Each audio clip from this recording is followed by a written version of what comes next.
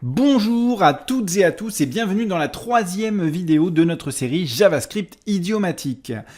Aujourd'hui, on va se concentrer sur la notion de classe en JavaScript et notamment évidemment les nouvelles syntaxes apparues dans ES 2015, mais aussi dans ES 2022. Et oui, cette année tout juste. Et je suis sûr que même si vous pensez déjà tout connaître des syntaxes 2015 notamment, eh bien vous serez peut-être surpris d'apprendre quelques détails amusants. Avant d'entrer dans la technique, un petit rappel quand même sur la distinction entre la programmation orientée objet ou POO classique et la PO prototypale. Et pourquoi JavaScript a opté pour la seconde, là où un peu tout le monde prenait la première. Et ben, JavaScript et Java, pour rappel, ont été conçus ensemble en même temps, pour sortir en même temps dans le même produit. C'est Netscape Navigator 2 en 1995. Et je vous racontais déjà les détails il y a 10 ans. Hashtag coup de vieux, vous avez le lien dans la description. Les commerciaux de Sun, en gros, ont fait pression pour que JavaScript ne fasse pas d'ombre à Java, qui devait être marketé comme le langage sérieux, professionnel, afin de détrôner C++. Et du coup, JavaScript n'avait absolument pas le droit de mettre en avant des fonctionnalités de programmation orientée objet similaires à celles de Java. Et il s'est donc vu interdire purement et simplement d'utiliser la plupart des mots-clés concernés qui sont devenus ce qu'on appelle des mots réservés, c'est-à-dire interdits pour tout identifiant ou nom de propriété. Des mots comme class, inherits, extends, interface, implements, private, public, final, protected, toutes ces choses-là. C'était juste interdit, c'était persona non grata. Et c'est la raison d'ailleurs pour laquelle le DOM a des propriétés comme class name au lieu de class, ce qu'on a retrouvé d'ailleurs notamment dans React au grand dam de beaucoup. Faut noter que ES5, la 5e édition du standard de JavaScript, qui date de 2009, a quand même relâché un petit peu la pression en permettant d'utiliser ces mots réservés comme nom de propriété, mais toujours pas comme identifiant classique. Donc on peut faire par exemple un const obj égale un objet avec une propriété classe, mais on peut pas déclarer une constante qui s'appellerait classe. Donc tout ça, c'est bien beau, mais on ne peut pas vraiment demander à Brendan Eich, le créateur de JavaScript, de pondre un langage pourri, sans fonctionnalité objet ni rien du tout. Et il a donc été puisé quelque part dans le reste de l'APO, au-delà de l'approche minimaliste ou traditionnelle, si vous voulez, en allant notamment du côté de l'APO dite prototypale. C'était inspiré de langages comme Self à l'époque, et puis on a d'autres langages aujourd'hui qui sont apparus depuis et qui sont entièrement basés sur cette notion-là, comme le langage IO par exemple. Je vous mets tous les liens dans la description si ça vous intéresse. Dans cette approche prototypale, il n'y a pas de classe à proprement parler, il n'y a que des objets qui peuvent être les prototypes les uns des autres. Un objet C, par exemple, peut avoir comme prototype un objet B, qui a lui-même comme prototype un objet A, et ça ressemble beaucoup à une hiérarchie de classes, sauf qu'il n'y a pas de classe. Et puis surtout, on conserve la possibilité de modifier à tout moment les objets ou même les relations de chaînage de prototypes, ce qui rend tout ça nettement plus dynamique et qui ouvre la voie à pas mal de magie qu'on a pu voir aussi bien dans le jQuery que dans des frameworks plus riches apparus depuis. En pratique, il faut bien garder à l'esprit que la PO prototypale peut intégralement simuler la PO traditionnelle. L'inverse en revanche n'est pas vrai, puisque la PO prototypale peut aller beaucoup plus loin, au même titre que ce qu'on va trouver dans des langages comme Ruby ou dans le boss original, le OJ de la PO, Smalltalk. On peut avoir notamment un typage nettement plus dynamique, faire évoluer à la volée les relations d'héritage, intégrer des modules, des mixins, faire des objets singletons, des eigenclasses, toutes ces choses-là qui n'existent pas du tout dans la PO dite traditionnelle qu'on va retrouver par exemple en Java. Voilà, alors après ce petit rappel de contexte historique, on va entrer dans le dur et tout d'abord, en fait, à quoi ça ressemble du code JavaScript objet traditionnel pré-ES 2015, basé sur les prototypes. C'est pas insurmontable non plus, mais c'est hyper déroutant pour beaucoup de monde, voyez plutôt. Alors, voilà à quoi peut ressembler la création d'une classe et de ses méthodes d'instance à l'ancienne quand vraiment on travaille avec l'approche traditionnelle prototypale de JavaScript et que donc quelque part on y est vraiment avec notre silex. Pour commencer, en JavaScript traditionnel, en PO prototypal, c'est le constructeur qui est la classe aussi. Il remplit les deux rôles et donc une classe est une fonction en fait, généralement en observant, comme ici, une convention de nommage en Pascal case avec la première initiale également en majuscule, puisque finalement on définit un type. Cette fonction est à la fois la classe et le constructeur, elle contient donc le code du constructeur, elle est conçue pour être appelée avec new, elle ne renvoie rien parce qu'implicitement elle va renvoyer this. On peut d'ailleurs changer ça, mais c'est vite le bordel. Et puis derrière, comment est-ce qu'on va ajouter des méthodes d'instance à cette classe? Eh bien, en peuplant une propriété de la fonction qui s'appelle prototype, qui n'est pas le prototype de la fonction, elle sera le prototype des instances obtenues en appelant new sur cette fonction. Donc c'est un peu source de confusion, le fait que les propriétés prototype ne sont pas les prototypes des objets dont ils sont la propriété, enfin peu importe. Et ici, vous voyez, on met en fait deux méthodes d'instance en place pour toutes les instances de shape. Move_to, d'une part, qui va juste changer nos propriétés x et y, qui d'ailleurs est appelé par le constructeur pour rester dry, et draw, qui sans doute fera un dessin de la forme. Alors là, on a mis du coup ça sous forme de string pour que ce soit plus facile à illustrer pour vous. Et puis, on peut bien sûr faire des méthodes statiques, c'est-à-dire des méthodes ou d'ailleurs des propriétés au sens large, qui sont au niveau de la classe et pas des instances individuelles. Il suffit de mettre ces propriétés à même la classe elle-même, c'est-à-dire à même en fait la fonction shape. Donc ici on a une sorte de factory, donc une fonction dont le boulot est de créer des instances préconfigurées qui nous crée des shapes avec des positions aléatoires. Alors comment est-ce que on se sert de ça? Vous allez voir, ça n'a rien de mystérieux. On va faire un new shape. On va l'avancer sur 42 et 20. Voilà, donc vous voyez, voilà, on va avoir un shape avec x42, y20, un fill color qui est mon white. Je peux faire un move to là-dessus. On va l'amener en 10-10. Bon, pas shape 2 d'ailleurs, pardon, excusez-moi. Hop, shape, voilà. Bon, du coup, mon shape, vous voyez, il a bien x et un y à 10. Je peux appeler sa méthode draw. Ça va me renvoyer effectivement un texte avec 10, 10. Voilà, il n'y a pas de surprise. Et de la même manière, je peux appeler donc ma méthode statique comme ça, create random shape, qui va effectivement m'envoyer un shape, en l'occurrence à 113 228. La déclaration est particulière, et là où ça devient particulièrement fun, c'est l'héritage, en fait. Comment ça va se passer au niveau de l'héritage? Alors, on va enlever tout ça, et puis on va aller regarder un petit peu ce qui se passe plus bas. L'héritage, c'est quelque chose qui n'est pas hyper surprenant. On va déclarer notre classe, mais vous voyez que dans sa déclaration, il n'y a rien qui donne cet héritage, puisque, encore une fois, on déclare que des fonctions.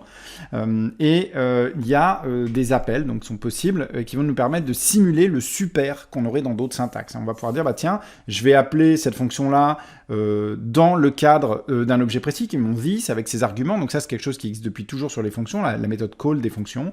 Et ça, c'est une manière d'appeler le code du constructeur shape sur l'objet courant, et donc de bénéficier de ces initialisations-là. Et ici, ce petit inherit, je vais vous montrer à quoi il ressemble derrière. C'est pas quelque chose qui est fourni par la bibliothèque standard de JavaScript.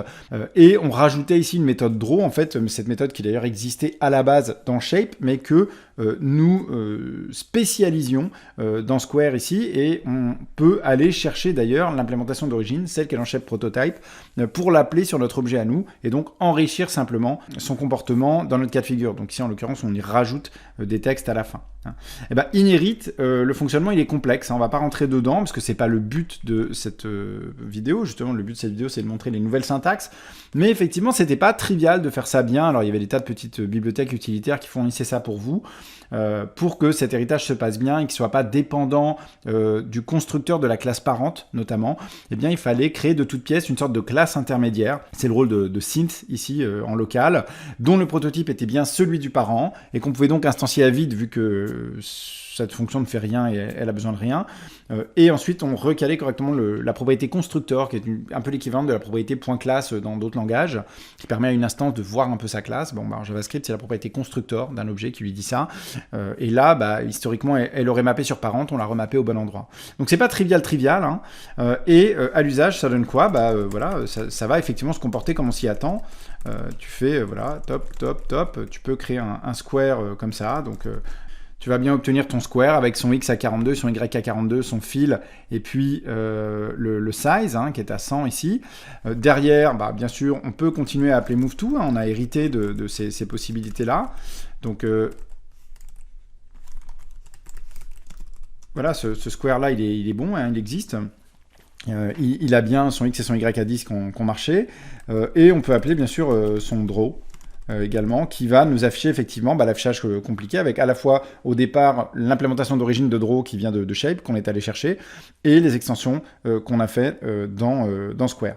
Donc on peut tout à fait avec du prototypal obtenir de l'usage, hein, au niveau du code qui va utiliser nos hiérarchies de classes, entre guillemets, obtenir les motifs d'utilisation classiques. Hein. Mais le code qui implémente ça, il est quand même déroutant, voire il fait peur, il est intimidant pour les gens qui viennent de la PO classique et des syntaxes usuelles assez répandues qu'on va trouver dans la plupart des autres langages.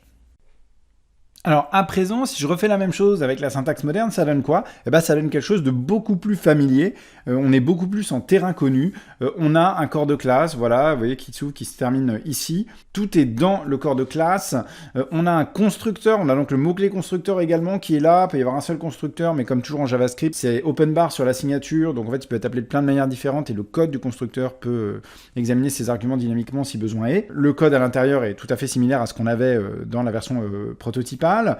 Les méthodes sont déclarées en syntaxe concise au sein du corps de classe, il n'y a pas besoin de virgule, et d'ailleurs elles sont illégales entre les éléments. Donc voilà, ça ressemble beaucoup plus à ce qu'on connaît. Et on peut déclarer des méthodes statiques aussi. On a le mot-clé statique qui est disponible avant les signatures de méthodes et qui nous permet à la volée de déclarer les méthodes classiques sans avoir besoin d'attendre que la classe soit finie pour l'étendre. Et au niveau de l'héritage, eh bien là aussi, c'est beaucoup plus classique. On va pouvoir utiliser le mot-clé extend, indiquer la classe parent. On hérite bien sûr d'une seule classe, hériter de plusieurs classes d'un coup, ça n'a jamais été une bonne idée, et le seul langage quasiment qui a fait ça, que C++, s'est pris en pleine face le problème de l'héritage en diamant, donc les autres langages optent pour des solutions qui sont plus élégantes, avec des mixins, avec des modules, avec des protocoles, avec des choses comme ça. Et vous voyez qu'on a également le mot-clé super, qui peut être utilisé en tant que fonction dans un constructeur de classe spécialisée pour aller chercher la construction héritée, ou en tant qu'objet ici, dans une méthode, ou n'importe où d'ailleurs, dans une classe héritée, pour aller chercher la version héritée d'une méthode, indépendamment du fait qu'on la redéclare ou non localement. Et à l'usage, évidemment, ça va nous donner exactement les mêmes choses. Hein, si je reprends le genre de code qu'on avait tout à l'heure, eh bien, on a effectivement nos instances de Square, voilà, le bon fonctionnement, le move-to qui fonctionne, draw qui fonctionne, etc. Donc évidemment, cette syntaxe-là, elle est beaucoup moins déroutante, elle fait beaucoup moins peur, elle est beaucoup plus familière. L'idée, c'est pas de dire, voilà, c'est la syntaxe pour les nuls et les vrais développeurs qui ont du poil font ça à la main en prototypal, pas du tout. Hein. C'est simplement de permettre aux gens de mieux comprendre ce qu'ils font, d'être plus en confiance, de plus facilement capitaliser sur leurs connaissances qui viennent d'autres écosystèmes aussi, et d'une manière générale de baisser la barrière d'entrée vers JavaScript et vers la PO en JavaScript, même si la programmation orientée objet, c'est pas du tout le pinacle, très souvent finalement, quelques fonctions bien faites vont être plus intéressantes que de passer par des classes avec les problématiques de 10 et tout ça, mais lorsqu'on doit faire de la programmation orientée objet, clairement on a beaucoup plus envie d'utiliser cette syntaxe-là. Et d'ailleurs, ça n'est pas seulement pour les questions de confort. Il y a en fait beaucoup plus au grand lifting ES 2015 de la syntaxe de classe que simplement cette syntaxe et le confort de son utilisation. Il y a de la puissance cachée qu'on ne réalise pas forcément quand on utilise cette syntaxe-là, à commencer par le fait que le mot-clé classe n'est pas un mot-clé strictement déclaratif, c'est pas une instruction au même titre que const, let, var, function. Le mot-clé classe introduit une expression. Et donc tout le corps de la classe et toute la classe elle-même constitue une expression.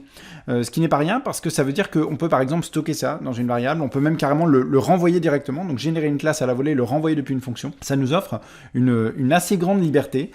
Et si vous regardez par exemple ce code-là, on a une petite fonction wrapCounterWithClass ici. Cette fonction, regardez bien, elle va renvoyer à la volée une classe créée pour l'occasion, qui est anonyme en l'occurrence, puisque comme toutes les expressions de fonction, elle peut être anonyme. On pourrait aussi lui donner un nom en dur ou utiliser sa propriété name pour lui donner un nom dynamique. Et la classe qui est renvoyée ici implémente sa méthode getNextIndex sur la base d'une fonction qui, elle, nous a été fournie en argument.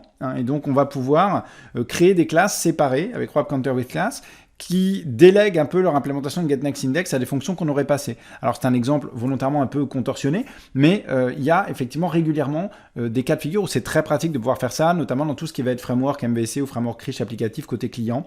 Vous avez un petit exemple d'appel en dessous. On va créer cette classe wrapCounter en appelant notre fonction, en lui filant une implémentation pour son getNextIndex, implémentation qui va simplement incrémenter le nombre qu'elle renvoie au fil de l'eau. On instancie cette classe qui a été créée dynamiquement pour l'occasion, et vous voyez qu'en appelant getNextIndex, effectivement, on a 1, 2, 3, enfin, c'est genNumbers, au final, en interne, qui est utilisé. Mais je pourrais tout à fait créer des classes séparées dont les implémentations seraient basées sur des fonctions différentes. Donc ce return class, là, c'est pas rien, ça veut vraiment dire qu'on peut tout à fait utiliser les corps de classe comme des expressions. Et ça, c'est vraiment quelque chose. Et les choses ne s'arrêtent pas là, puisque on a également la même richesse pour la clause extends, qui nous permet de préciser la classe parent. Eh bien, dans la plupart des langages, effectivement, ce serait genre un identifiant statique qui serait la classe parent. C'est pas du tout le cas en JavaScript. Extends prend une expression qui peut être absolument n'importe quoi. Ça peut être effectivement l'identifiant d'une variable qui nous a été passée, et donc on a dynamiquement notre classe parent, comme c'est le cas dans cet exemple-là devant vous. Ça peut être même un appel de fonction ou des appels de fonction imbriqués assez complexes qui produisent à la volée une sorte de chaîne d'héritage dynamique, pour les mix-in par exemple, ça peut être plein de trucs.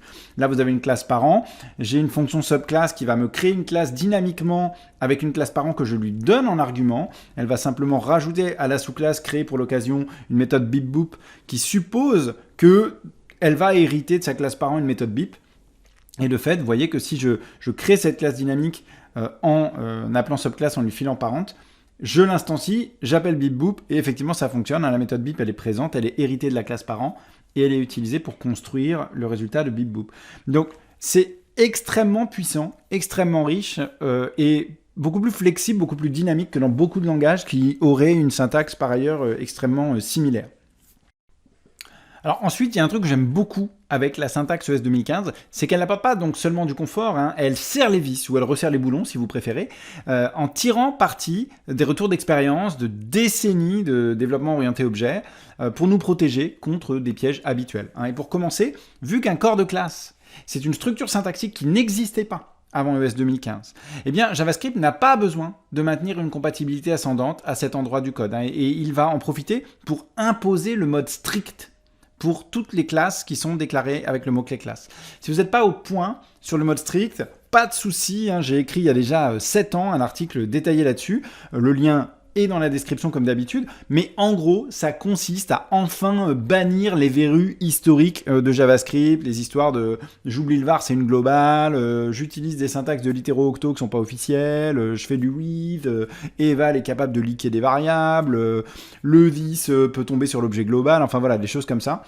Donc ça, c'est pas possible en mode strict et c'est automatique dans le code de classe déclaré avec le mot-clé classe. Normalement, le mode strict, c'est quelque chose qui est activé en opt-in sur la décision du développeur pour pas casser Internet, mais dans des corps de classe ES 2015, il est automatique, il est obligatoire, on est forcément dans ce mode-là. Donc ça, déjà, c'est cool. Ensuite, parlons des protections. Et la première protection qu'on va avoir, c'est contre l'oubli du new. Lorsqu'on fait une classe et qu'on va vouloir l'instancier, on est censé utiliser l'opérateur new. Maintenant, pour les gens qui n'ont pas trop l'habitude de la programmation orientée objet, ou aussi à cause de vieux motifs d'utilisation qu'on trouvait dans les vieilles bibliothèques, qui était un peu en mode si tu mets pas le new, c'est pas grave, je me débrouille, je vais le faire pour toi, limite qui vous encourageait à pas mettre le new. Il arrive qu'il n'y ait pas de new, même si la fonction normalement elle est nommée en Pascal case et du coup ESLint par exemple a des règles qui nous voient appeler des fonctions en Pascal case sans le new, il tique un peu, voilà, bon. C'était un problème. Et pourquoi? Parce qu'une classe qui était déclarée à l'ancienne, donc avec une fonction, eh bien, cette fonction-là, il n'y avait rien dedans implicitement qui disait « je suis un constructeur ». Il y avait juste une convention de nommage. Et du coup, on pouvait tout à fait l'appeler sans le new. Et que se passait-il dans ces cas-là? On avait la sémantique standard d'exécution des fonctions qui avait lieu, et la sémantique standard du this également qui avait lieu. Donc là, c'était vraiment pas cool, parce que qu'est-ce qui se passe si tu faisais un truc du style const Alice égale personne, et hop, tu oublies le new, et tu mets genre Alice Avril, eh bien, tu vas t'apercevoir que d'abord Alice est undefined, voilà, donc tu es plutôt content, tu fais, mais je comprends pas, moi je pensais avoir créé un objet, et en plus de ça, tu as pourri la portée globale, puisque this sera l'objet global dans ces cas-là en mode laxiste, tu as pourri la portée globale avec ton first et ton last. Hein. Donc par exemple, dans une page web de navigateur classique, sans contexte particulier, ce this, c'est window, c'est l'objet global, et donc évidemment c'est un problème si tu commences à avoir des propriétés par exemple qui sont nommées comme certains objets type document ou navigator, voilà, des choses comme ça. C'est vite lâché en lit. Alors, inversement, lorsqu'on a une classe déclarée avec classe, eh bien, la fonction constructeur qui représente sous le capot de toute façon cette classe, elle a ce qu'on appelle un marqueur interne, en anglais on parle de internal slot, qui s'appelle isClassConstructor et qui pour le coup sera vrai pour elle. Et le moteur JavaScript, quand il va implémenter l'opération d'appel de fonction, qui est une opération qui s'appelle call, il va regarder ce marqueur. Et si ce marqueur est vrai, il va exploser. Et du coup, c'est pratique parce qu'effectivement, tu vois, si ici j'essaie de créer un ES-personne avec Bob l'éponge, bon bah ça c'est très bien, hein, ça va marcher, hein, ça va me donner ES-personne. Mais tu vois, si j'oublie le new, paf, je me prends immédiatement un message d'erreur qui est assez clair en plus, hein, qui est le class constructor ES-person cannot be invoked without new. Donc on a une protection contre cet oubli qui est native avec les classes ES 2015, ce qui est déjà une première chose. Maintenant, il y a d'autres types de pièges usuels contre lesquels on est également protégé. Alors, le deuxième truc contre lequel on va être protégé, c'est d'oublier l'appel à super dans les constructeurs de classes héritées, de classes dérivées, plus exactement. Ce qui va arriver, c'est qu'on ait des fois des classes de base, on a des classes qui les spécialisent, donc qui les extendent, et qui ont leur propre constructeur. Et souvent, ce constructeur donc, est censé en faire plus que le constructeur de base, mais il est censé en tout cas se reposer sur le constructeur de base, de la même manière que quand tu construis une maison, tu coules d'abord les fondations avant de poser les murs. Hein, sauf si tu es aux US et que tu fais de l'extreme makeover home edition, auquel cas là-bas il continue à construire les bouts de bois et à les voir s'envoler à la première tornade. Et du coup, ici, on a cette classe person avec son constructeur, first et last, qui initialise donc ces champs-là, une classe geek qui extends person, qui spécialise person, puisque les geeks sont des personnes comme les autres. Et elle a bien sûr un prénom et un nom, mais elle a aussi évidemment le petit surnom, le nickname indispensable à un geek digne de ce nom. Et là, le souci, c'est que on oublie d'appeler le constructeur parent. Ce constructeur, il n'est pas appelé automatiquement comme dans d'autres langages, d'abord parce qu'il n'a pas forcément la même signature, donc on ne saurait pas forcément quoi lui passer, puis aussi parce que peut-être qu'on a envie de faire ce qu'on appelle du massage d'arguments, pour commencer par nettoyer un peu nos arguments ou les standardiser avant d'appeler l'initialisation héritée. Donc il faut que cet appel soit explicite. Et donc ça, quand on crée des classes à la main avec des prototypes, on était évidemment tout à fait à la merci d'un oubli d'appel à genre person.call this first last. Là, avec des classes déclarées de façon plus récente, avec la syntaxe ES 2015, on est automatiquement protégé contre ça. Si tu fais un new geek comme ça, avant même de passer les arguments, en fait, on se fait instantanément défoncer quand on évalue ce truc-là. Le fait, en fait, d'instancier la classe, avant même qu'on aille regarder si le code à l'intérieur marche ou pas, le moteur se rend compte qu'il n'y a pas d'appel au constructeur parent, et ça, c'est absolument impossible. Donc on a un message d'erreur qui est d'ailleurs extrêmement clair. Must call superconstructor in derived class before accessing this or returning from derived constructor. Donc c'est vraiment, vraiment bien. Et on va donc devoir se blinder contre ça. Ici, par exemple, voilà, en le faisant comme ça. Super, first, last. Voilà. Et là, du coup, ce serait quand même bien que je lui mette... voilà, genre Claire 42. Voilà. Et j'obtiens effectivement mon objet là... avec first Claire, last Cardi, et puis Nick Claire 42. Donc on a cette protection-là, et ça va même plus loin, parce que ce qu'on pourrait également faire par erreur, finalement, c'est de commencer à toucher à this avant même d'appeler le constructeur parent. Et pour l'instant, techniquement, ça pourrait marcher. Par exemple, ce que fait mon constructeur parent pour l'instant, ça ne remet pas du tout en cause mon initialisation de Nick. Mais je suis pas à l'abri du fait que plus tard, le constructeur de personne évolue, peut-être mettre un this.nick à nul, par exemple, ou quelque chose comme ça. Auquel cas, tout d'un coup, mes instances de geek, elles vont plus marcher, le nick sera pas correctement défini dedans, et je comprendrai pas pourquoi, parce que mon code de geek n'a pas changé, il marchait avant, il marche plus, et ça, à débugger, c'est extrêmement touchy. Donc, pour les mêmes raisons, la syntaxe des classes ES 2015 m'interdit de manipuler this en écriture notamment avant d'appeler le constructeur parent. J'ai le droit de faire d'autres choses. Je peux faire par exemple un truc du style, je sais pas moi, first égale first.trim, voilà, ce genre de choses. Je peux nettoyer mes arguments, je peux faire des trucs, mais je dois absolument appeler le constructeur parent avant de toucher à this. Ce qui est relativement logique, c'est de toute façon plutôt une bonne pratique, et c'est plutôt faire les choses dans l'ordre. Encore une fois, les fondations avant les murs. Donc là aussi, les classes déclarées avec classe me protègent contre ça, qui est un piège assez classique, et ce qui est relativement cool. Et puis, la dernière protection, la dernière bonne pratique automatique que je voulais évoquer aujourd'hui sur les classes déclarées avec classe, eh bien c'est la non-énumérabilité des méthodes. Parce que quand on faisait des classes de manière traditionnelle avec le prototype, on avait tendance à les étendre comme ce que je vous ai montré tout à l'heure. On écrivait simplement dans la propriété prototype de la fonction. Et ce faisant, on écrit des nouvelles propriétés qui sont par défaut énumérables. Ça veut dire notamment que for-in, qui est là pour itérer à travers les propriétés énumérables d'un objet, ainsi que 2-3 autres éléments de la bibliothèque standard de JavaScript qui ont des sémantiques également de propriétés énumérables. Eh bien, on venait polluer ça. Vous voyez qu'ici, caractère, voilà, il déclare first, il déclare last, il y a une méthode greet, je crée mon caractère, mais si je fais un for-in, je vais voir à la fois first, last et greet. À partir de OS 5 en 2009, on pouvait déjà améliorer ça en passant par ce qu'on appelle des property descriptors.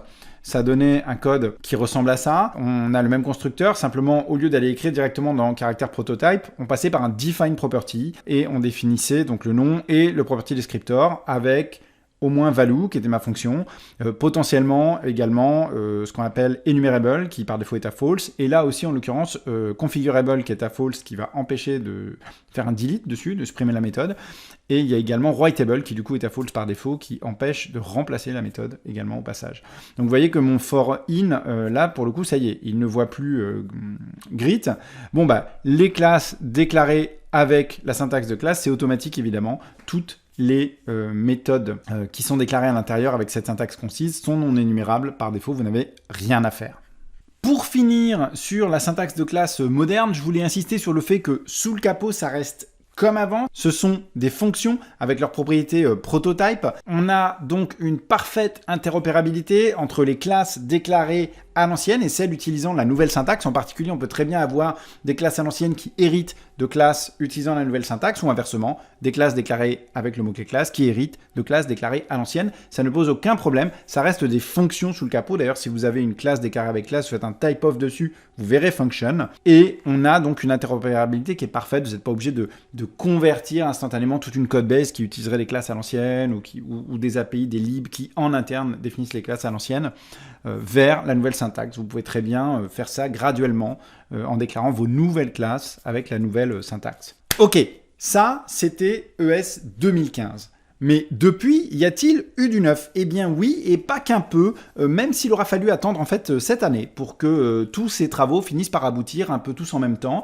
On a là-dedans des choses qui sont sur le feu et qui reviennent un peu au tableau tous les ans ou plusieurs fois par an depuis des années déjà, qu'on a des propositions d'évolution qui ont été découpées, refusionnées, etc.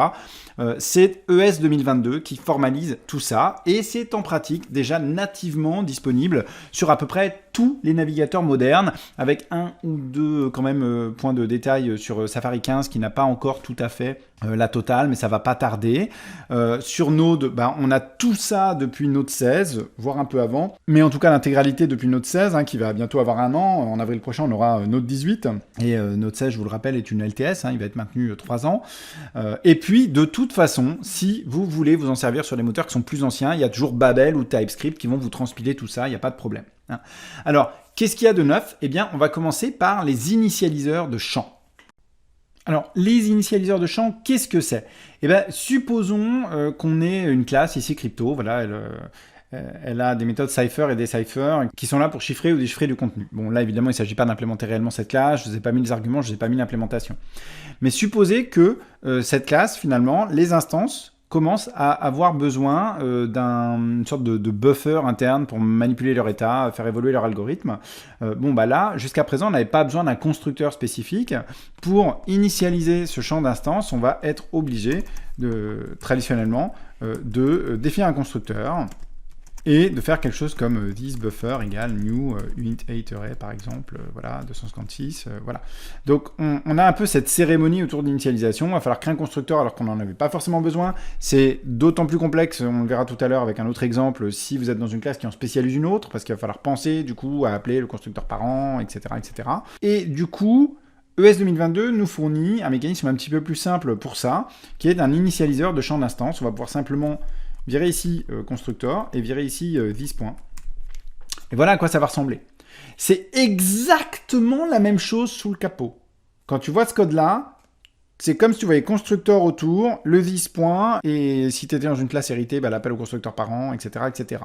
Donc c'est exactement la même chose. Et justement, pour illustrer un petit peu ça, on va regarder un petit peu un exemple qui est tiré de l'univers React. Alors React, depuis React 16.8, on a les hooks qui font que il est pratiquement jamais intéressant de faire un composant à base de classe, et puis avant ça, dès React 15, on a eu l'apparition de ce qu'on appelle les fonctions composants qui nous ont dit, bah écoute, voilà, dans un certain nombre de cas, tu n'as pas besoin de t'embêter avec une classe, tu peux faire une bête fonction pour un composant. Aujourd'hui, c'est la quasi-totalité des cas. Il n'y a plus que 2 cas en React où on a besoin de faire un composant à base de classe, et donc de s'embêter avec toutes les problématiques de préservation de this, de constructeur, de cycle de vie, etc. On a ici un petit exemple, on a ce composant. Ce composant à base de classe en React, il héritait obligatoirement de React Component. Il y a une construction qui est faite évidemment à la base par React Component. Et donc on devait, dès qu'on voulait avoir des propriétés d'instance, des champs d'instance, à commencer par le champ state pour gérer notre état local, on devait du coup, même si on n'en avait pas eu besoin jusque-là, créer un constructeur, choper tous les arguments, les repasser derrière. Si cette syntaxe à base de point, là, ce qu'on appelle le rest et le spread positionnel n'est pas clair pour vous, eh ben vous êtes en veine parce que la prochaine vidéo qui va sortir dans JS Idiomatique, c'est justement sur le rest et le spread, positionnel et nominatif. Donc là, tout de suite maintenant, allez-y, abonnez-vous, activez la cloche. Ici, toujours est-il qu'une fois qu'on a déclaré toute cette cérémonie, le constructeur, le reste, le spread, à l'appel au constructeur parent et tout, ça y est, on peut enfin initialiser this.state. Et du coup, évidemment, utiliser d'ailleurs dans la valeur d'initialisation le this en vigueur pour éventuellement partir d'autres propriétés, à commencer par les props, qui justement sont initialisés, entre autres, par l'appel au constructeur parent. Bon, bah ça c'est bien beau, mais ce qu'on retrouve depuis déjà plusieurs années dans les tutos React pour ce genre de choses, c'est cette syntaxe d'initialiseur de champ. Ça revient à faire juste ça. Voilà, encore une fois, on enlève la coque du constructeur, on enlève le this, et bim. Et donc c'est vrai que ça peut être surprenant au départ, parce qu'on a ce this ici dans l'expression, on dit mais qu'est-ce qui se passe? On a l'impression que ce code il s'exécute au niveau statique, au niveau de la classe, on se dit mais alors le this, est-ce que c'est la classe? Non, on n'est pas en train d'initialiser un champ statique, on est en train d'initialiser un champ d'instance. Et donc encore une fois, c'est du sucre syntaxique pour du code qui va être présent, préfixé par this point, dans le constructeur. Et donc le this qu'on voit dans les initialiseurs, dans les expressions d'initialisation de champs d'instance, c'est l'instance. Ce qui est logique quelque part, mais un peu déroutant vu l'emplacement dans le code. Et on peut tout à fait faire la même chose pour des propriétés statiques. Par exemple, pour rester dans React, eh bien, il y a des propriétés statiques sur les composants qui sont default props et prop types, qui permettent de définir les valeurs par défaut de propriétés et puis les validateurs de ces propriétés, eh bien, on a tout à fait le droit de les utiliser aussi dans les initialiseurs de champs, auquel cas, évidemment, il y a le mot-clé statique qui apparaît. Ce mot-clé qui était disponible uniquement pour les méthodes en ES 2015 devient disponible pour les initialiseurs de champs également, et pour autre chose, on va le voir, en ES 2022. Bon, alors ça, c'était cool. Quoi d'autre ? Eh bien, on a enfin la notion de membre privé dans nos classes. Mais alors attention, privé, parce que dès la sortie de la syntaxe de classe avec ES 2015, des voix se sont élevées pour se plaindre de l'absence des qualificateurs qu'on connaît d'habitude, les private, public, protected, friend, ce genre de choses. Bon, tout d'abord, il faut bien comprendre que dans la majorité des langages, ces qualificateurs, ils sont là pour info, quoi. C'est des métadonnées et c'est pas là pour la sécurité. Ils sont rarement inviolables.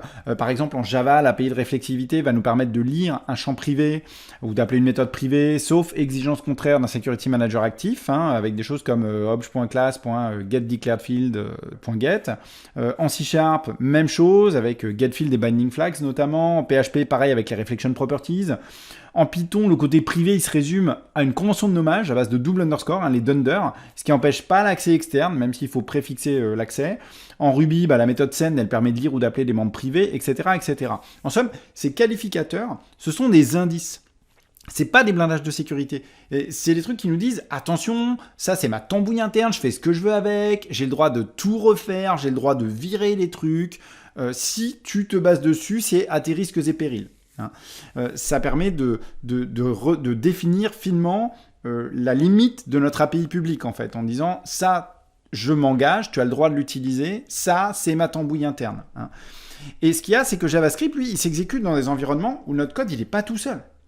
Sur une page web, souvent, il y a une tonne de scripts tiers, pas forcément très clean, qui peuvent venir d'extensions, qui peuvent venir de trackers, de systèmes de pub, de réseaux sociaux. Et donc, il faut faire extrêmement attention, l'impératif de sécurité, il est très fort parce que dans notre code JavaScript à nous, il y a peut-être des tokens OAuth, des credentials d'accès à des choses sensibles.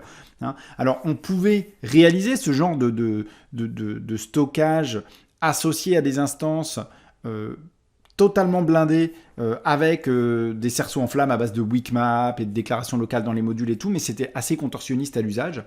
ES 2022, il nous apporte donc une syntaxe permettant de donner un caractère véritablement privé à nos membres, hein, que ça soit des champs ou des méthodes, que ça soit d'instance ou que ça soit statique. Et quand je dis privé, il faut vraiment entendre inaccessible, hors du code de la classe concernée. D'accord ?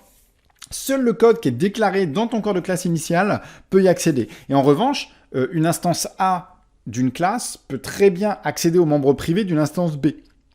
Ça n'a pas besoin d'être la même instance, comme dans certaines significations de private dans d'autres langages. Ce qui compte, c'est que c'est le même code source, c'est la même implémentation. Donc, ça n'aurait pas de sens de t'empêcher d'accéder aux données privées d'une autre instance. Tu as la main sur le code source de cette classe-là, donc si ça te gêne, tu vas trouver un contournement. Donc, autant te laisser accéder aux membres privés d'autres instances de ta classe. Alors, concrètement, à quoi ça ressemble ? Comment ça se passe ? Eh bien, on a ici un exemple avec une classe Password Manager.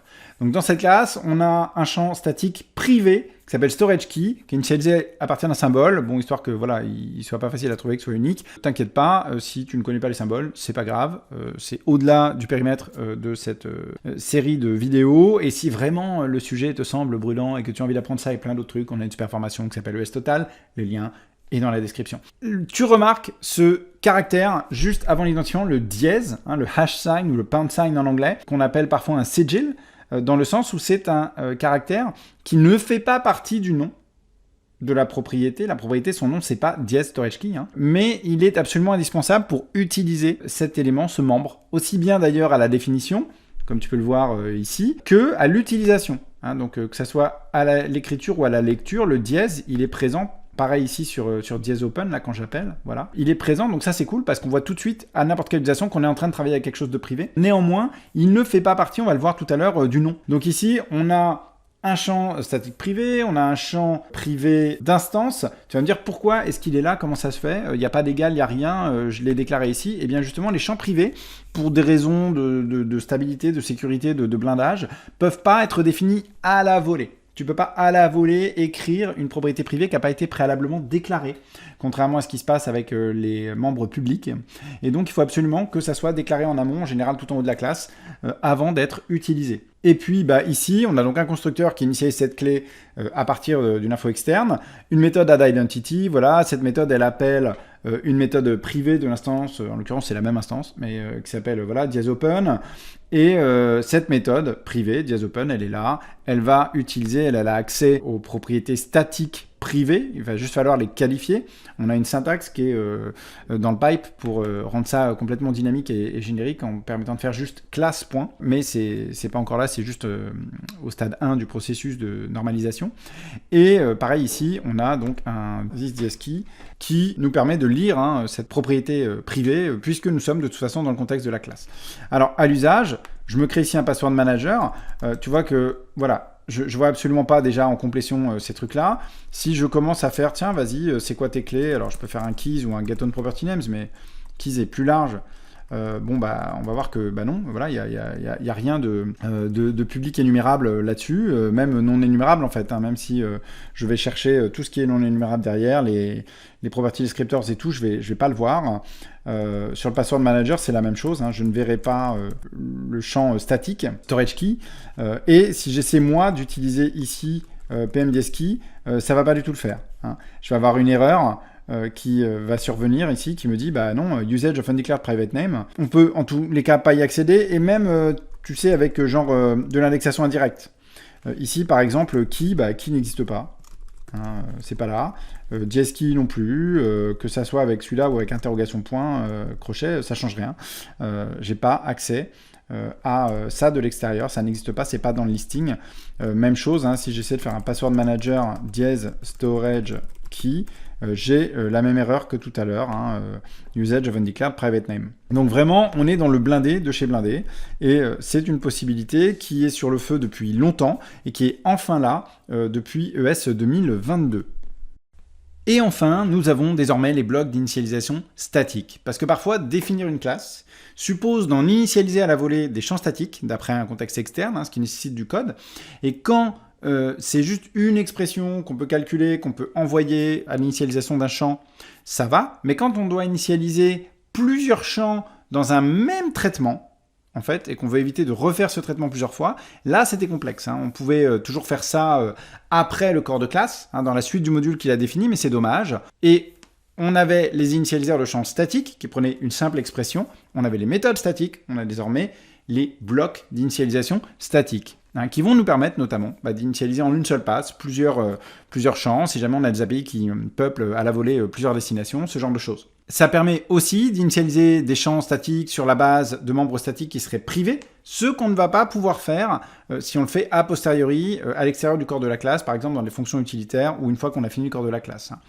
Donc dans un bloc d'initialisation statique, comme dans une expression d'initialisation de champ statique d'ailleurs, this référence la classe elle-même. Alors je vous sors un petit exemple que j'ai volé purement et simplement à Axel Rochemayer, duality.net. Sur ces sujets-là, l'affichage est un petit peu différent parce que Coca, que j'utilise dans mon VS Code, a beau être sur un Node 16.13, il a du mal à analyser ce bloc d'initialisation statique, il n'est pas encore à jour là-dessus, alors que Node 16 sait parfaitement le traiter, c'est là depuis V8 9.1. Donc avant ça, là on est sur la 9.4 par exemple. On a cette classe, Translator, elle a d'un côté un champ Translations avec des mots anglais qui sont les clés, des mots allemands qui sont les valeurs, et elle veut initialiser d'un coup ces autres propriétés statiques, English Words et German Words. Donc pour ça, vous avez ce bloc statique qui est présent et qui va faire la même boucle, le même parcours, et à améliorer nos English Words et nos German Words derrière. Et de fait, si je log ce translator, regardez qu'est-ce que je vais avoir. Pim, voilà, vous voyez que mon English Words, mon German Words sont bel et bien correctement initialisés. Notez au passage qu'il est tout à fait possible d'avoir plusieurs blocs d'initialisation statique au fil de la classe. Ils seront exécutés avec les autres initialiseurs statiques de haut en bas.